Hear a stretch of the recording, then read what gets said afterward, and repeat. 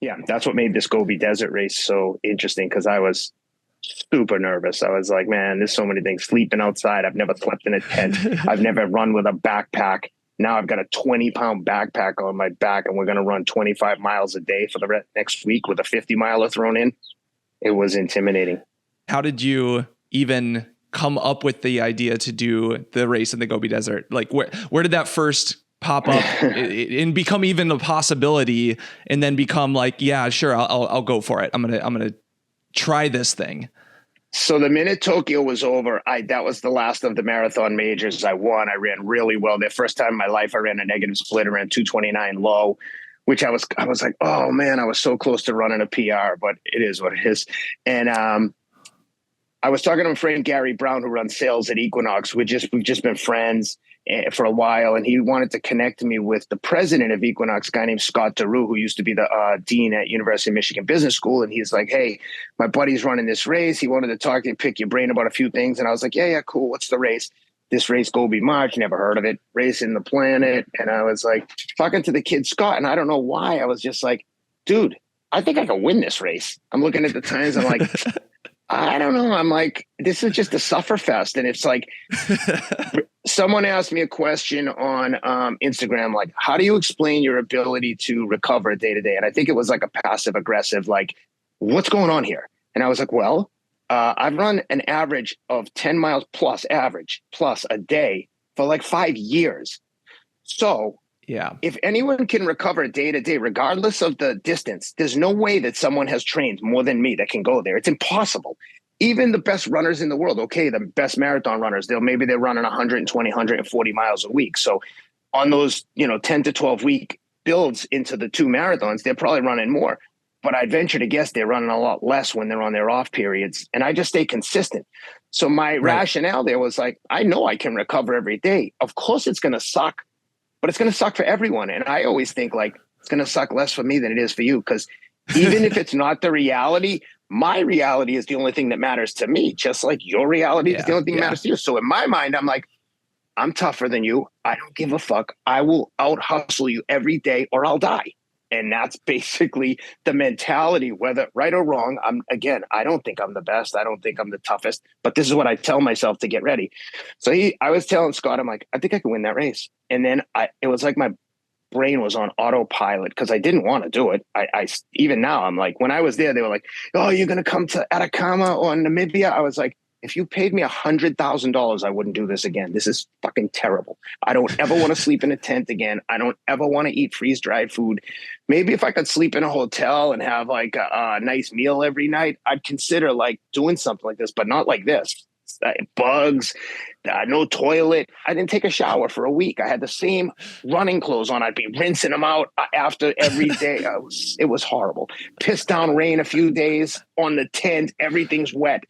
So I sent them an email with like about 4 weeks to go. And I was like, hey, can I get into this race? I sent them a few statistics and they were like, yeah, you're in. Cause it said, wait, sold out. And they were like, oh, we'd love to have you. You're in. And then of course I tell my wife, hey, I want to do this race. She's like, okay, if you're going to go for a week, that's cool. How much is it? And I was like, well, the plane ticket, 17,000, blah, blah, blah. She's like, no way. We'll take the kids to Hawaii before we do this. So I reached out to a few of the brands that I work with, like Athletic Greens, Momentous, Athletic Brewing, HVMN, and Equinox. And they were all like, yeah, we'd love to help you. And so basically sponsors helped me get there. Then I had to buy all the gear that I needed, like a technical sleeping bag, a backpack. I went through like 4 sleeping bags. I went through like 4 backpacks trying to figure out which one wasn't going to like rub all the skin off my neck and shoulders, my hips.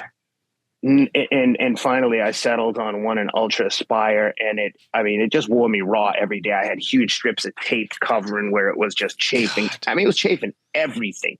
Just think about in the desert, sweating bullets, 20 pounds on your pack. I'm running as fast as I can. The thing's like moving all around. It's every day I was like, please God, hit me with lightning and make this stop. And then the first day I got blown out. I was like, oh my God, I'm fucked. I can't believe I'm here. I can't believe these guys have beaten me. We were all together about 15 miles. And then when I say it was like, it wasn't trail running. It was just like adventure running. There was a majority of it was just through across pastures, sand dunes, up the side of a mountain. No, there were markings with little flags, but it wasn't like anyone had ever gone up there other than the guy who put the flags. It was like just cows and horses and sheep everywhere. And at that first mountain, the two guys that were super competitive with me, there was a Swiss athlete and a Israeli special forces guy. They whipped out their poles, and I had asked a buddy, Charlie Angle, who he did the documentary Running the Sahara. He'd won a bunch of ultras. And I was like, yo, did you bring poles? He's like, nah, you don't need the poles. You don't need gaiters for your shoes to keep the sand out. In hindsight, I needed everything. Like when we were in the sand dunes, dude, like there was so much sand in my shoes. It was insane. Like I was sitting down, emptying my shoes during a race. I was like, I can't believe I'm sitting down in a race and still finished second that day. So after the first day, I was like, I'm screwed. Guy passed me for third with 2 miles to go. And then the second day, I purposely went out really slow. The Swiss and the Israeli got off in front of me, and they were I could see them the whole time, about 5 or 10 miles. And then I just caught up to them, stayed with them, and then just ran away from them, but not consciously. I was just steady, and they were gone. I was like, well, I'm sure they'll be back. Next thing I know, it's like 5 miles to go. I can't even see them. And I mean, dude, you could see for like 5 miles behind you. And I'm like, holy shit, I'm blowing them out. So I moved into second place after the second stage. Then the third stage, dude, the third stage starts with like scaling rocks, like rock climbing, like hands and knees, like thinking if you fall here, you're going to die. Like no question.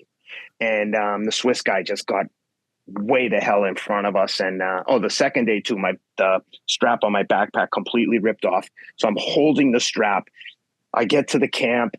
The second stage, I take zip ties. The doctor let me use a scalpel to poke holes in the little nylon strap. It was really hard to fix.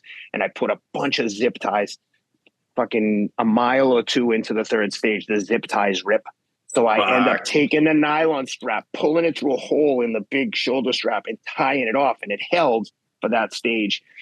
That was the sand dune stage, man. It was like a double black diamond ski slope of loose sand, like at the sandiest beach you've ever seen, like a crib. I'm crawling on my hands and knees, covered in sand. Oh my God. Like 10 people dropped out of the race on that exact moment on that stage, and the camels had to come and rescue them. It was fucking crazy. In 2010, a guy died there. So I get through that. Now the Swiss guy beat me by a few minutes. So I'm in second by 12 minutes going into the 50-mile stage. And, the three of us go off together again. And I was feeling good. I was listening to music in one headphone, and I don't know why I just ran up next to the Israeli guy. I'm like, yo, Dudu. His name was David Dano. They called him Dudu. I'm like, hey, Dudu. Dude, I feel fucking great today. Did I tell you that I never get tired? And within 1 mile, he was like, all right, guys, later, I'm walking. And it's just me and the Swiss guy from 15 to 30. And we're working together. Like at this point, it's not like a cutthroat race, like a marathon where you're trying to break each other. At this point, we're just alone in the desert. So we're working together. We're walking the uphills because it's insanely steep. You could never run the whole thing. And but we're drilling the downhills and we're like steady on the flats. And again, we both have super heavy backpacks, and the checkpoints are super far apart, like 6 to 9 miles. So, I mean, you think of, 2 giant bottles of water, super heavy. So we both are loaded with water and we're running. And all of a sudden he's like, dude, I got to walk a little bit on the flats. And I'm like, oh man. So now I know he's fucked. I'm like, okay, I got this, but I'm not going to abandon him. We're in the desert alone. Like there's an element of safety here where, I mean, it's really hot and we're on a 50-mile thing. Like we started at 8 a.m. I finished at 5, even with what happened to us. We're out there all day. So he's walking, I'm walking with him. Now I'm dumping my water on his head and I'm trying to cool him off. I'm trying to carry his backpack. He wouldn't give it to me, but I was like, dude, come on. Because he's like, I might have to sit down. I'm like, dude, you can't stop here. We're in the desert. You're fucked. Yeah. Well, he's like, I gotta sit. I'm like, come on. So I'm literally covering him with my body with the shade, and I'm giving him my water, and now I'm getting nervous. Like, dude, like, are you all right? Like, we have to keep moving. And thank God a support vehicle came by, which was rare. I mean, we wouldn't see them for hours. So they come by. So I'm pissed off. I'm like, guys, what the fuck, man? You want someone to die out here? The checkpoints are so far apart. Like, at least have like support coming through. But dude, at this point, the race is so spread out. I mean, people took 2 days to finish this. So they take him and they're like, all right, we got him. So they're trying to help him recover. He's still in the race. I didn't carry his backpack. I offered to, but he wouldn't let me. He's tough. He was a tough guy. And at that point, though, I had fully recovered. I was like, walked and chilled for so long. Now I just took off like a bat out of hell. So from 43 to 50, I just drilled it. And at that point, I had like 80-minute lead on second, and the Swiss guy dropped out the fourth. But I was like, we only had a marathon left in 2 days because you had 2 days to finish the 50. So like I finished at 5 p.m. on like Wednesday night. I didn't race again until Friday morning. That was the worst part of the whole race. Sitting around that camp all day was miserable. And then you're trying to sleep, and every time a finisher would come in, they stop banging drums and like cheering. So all night long, people are coming through with headlamps on and bang, bang. I'm like, I slept 2 hours that night. And oh my God. So then the next day is a marathon. So the Swiss guy was trying to get into third. He was like 40 minutes down.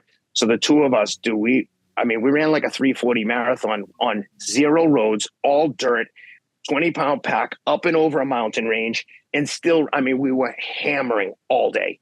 And on the last little technical descent, he was like a mountaineer. So he was super proficient on the uphills and downhills. And I suck. I don't really have any running skills. I just have a big engine. He took off on the downhill and just got it. And he beat me by a minute in that stage. And that's, by the way, every single stage crossed multiple rivers. So like on the 50-mile stage, in the first mile, we ran across a river waist deep. So your shoes and socks are soaked for a 50-mile run. It was just, in hindsight, crazy. If you told me all this shit before the race, I was like, I'd be surprised if anyone can even finish that. Yeah. So then the last day was like 5 miles, and this cool South African kid, Killian Ryan, he's like, yo, last stage, man, you got a 90-minute lead. You can just walk. You're gonna contest the stage. I was like, are you fucking kidding me? There's no free passes when I'm in the race. We're racing to the death. And it was a 5-mile sprint. So me and the Swiss guy were drag racing, and finally I got him with like 2 miles to go and won by like a minute and a half. But I was like, dude, I can't disrespect the leader's jersey and let someone else win the stage. I felt like I was in the Tour of France, And I was psyched, and that was it. And I ate like 2 pizzas and then took a 7-hour bus ride back to Ulaanbaatar, like very shitty air-conditioned bus. I'm curious. So beforehand, you mentioned like having not in a race as complicated or with as many things that could go wrong as this, but you mentioned like kind of checking your gauges. I guess this is a 2-part question. Part number 1, do you have an internal monologue? And part number 2, what is like your relationship with it during a big race like this? Yeah, there's like, I think everyone has this, whether they have ever acknowledged it or understand it or not. There's like 2 voices, right? There's one like self preservation, and like, the alpha voice that's like, we got this, let's go, we'll die to win. And those guys are battling the whole day because it's like, oh my God, I'm so tired, my feet hurt. When my bag broke on the second stage, I fell down and busted my elbow open, unbeknownst to me. So blood's pouring down my arm, but I'm sweating so bad I don't realize. So I'm like, must be rubbing that. I'm rubbing my face. I'm covered in blood when I finish, and they're like panicking, like, oh my God, what's wrong? I'm like, what do you mean what's wrong? I'm dying. And they're like, no, you're bleeding everywhere. I'm like, I'm not bleeding at all. And they're like, and the woman holds up her phone. She's like, look at, and I'm like, oh my God, I don't know where I'm bleeding. And then I realized, but it was shit like that. It was like things would go wrong, but I was like, fuck it, what am I going to do? I'm in the desert. I'd also keep reminding myself, like, there's people doing this stuff, like military special forces guys doing this, but someone's trying to kill them. And every time I thought about that, I'm like, oh, come on, don't be such a pussy. Like, you're not going to die. And I just would be like, all right, let's go. So I tried to stay stay aggressive the whole time, but it's not realistic or rational to think that you could do that. There's certainly moments of like crazy doubt, but usually the doubt was like not during the race. It was like laying in the tent, not being able to sleep. Every time I moved, the like sleeping pad that I was sleeping on made crazy noise. I was in the tent with 3 women. It was just, it was awful. Like that part of it sucked. People were like, oh, it must've been fun. No, there was not one instance of fun. There were moments that weren't miserable, but it was fucking work. It was a job. Now that you realize that you can go further than a marathon and just out tough people, do you see yourself getting into any sort of ultra marathon racing and in less, crappy conditions than this, where maybe it's not overnight or anything like that, but 100-mile races, 200-mile races, do you see yourself getting into any of that? Yeah, I was telling Rich Roll the other day, I was like, man, I wonder what else can I do? Could I win Leadville? Could I win Badwater? The woman who just Or, won Badwater, I did a race against her at a thing called Hell on the Hill at Jesse Itzler's place in Georgia, just like 13 miles with like 4 or 5,000 feet of elevation, right. just like Yeah. Yeah. 65 times up and down a hill. But I mean, I granted it's not through Death Valley, it's not 135 miles, but I mean, I won by hours. Yeah. So I'm like, huh. And not to disrespect anyone. And I know some people will be like, fuck this guy. He can't win this, can't win that. But if I don't believe it, why should anyone else? But I'm like, I wonder, could I do that? I have no idea. But I know one thing. No one can win if they don't show up and like empty the tank. And Exactly. that's same thing in Gobi. Like a friend of mine said, man, if you could finish in the top 5 of a race like that, that'd be super impressive. And my first reaction was like, top 5, fuck you, dude. I'm gonna win this race. And I don't know why I thought that. It's crazy, yeah, especially after the first day. I'm like, wow, he's right. I'll be psyched to get in the top 5. Even Rich Roll, when I texted him and asked him, and he was laughing. He's like, I didn't mean that. I said, what do you think of this Gobi race? And he's like, oh, be careful. It's claimed many a good ultra runner. I think a person died there. And I was like, you think that this race is too dangerous for me? Is that what you're telling me? And I'm telling him this, and he's like, that's not what I meant at all. I go, I know. That's all. That's what I heard. And we had a good laugh. But look, like I said earlier, the reality is not what's important. It's how you interpret the situation. And I know what's rational and real and sensical. And I also know that if I don't take an uncommon view of this stuff, then there won't be any uncommon results.